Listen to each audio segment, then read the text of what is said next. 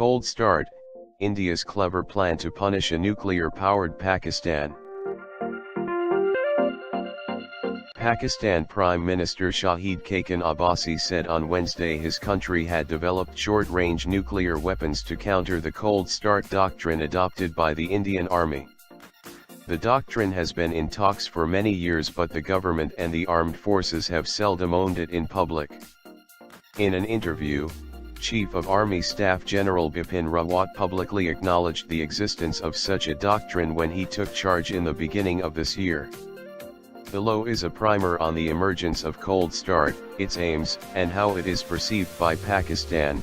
What is the cold start doctrine? The name cold start suggests the wish to avoid a full-scale hot war. It means Indian forces making swift and hard inroads into Pakistan.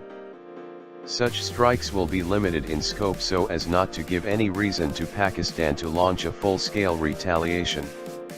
Surprise is a key element of the cold start doctrine. In traditional offense, the mobilization of troops takes a lot of time. By then, the enemy country can not only prepare for a response but also activate international diplomatic channels to prevent Indian attack. Why cold start? The need for the cold start doctrine emerged out of the fact that Pakistan being a nuclear country, the war will ultimately be mutually destructive.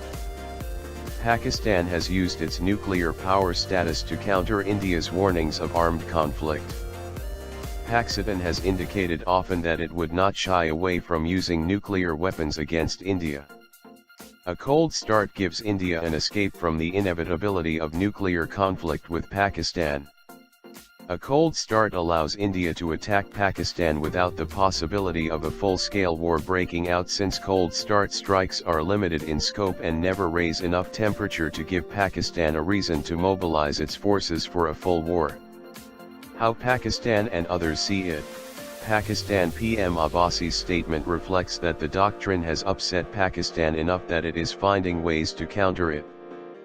Pakistan and critics of the cold start doctrine think that India's success in a cold start depends on various factors such as terrain, the element of surprise, and how Pakistan deploys its forces.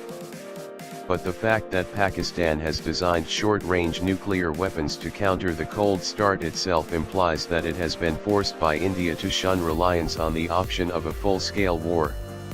India has imposed its choice of a limited war on Pakistan even if Pakistan plans to fight it with smaller nuclear weapons.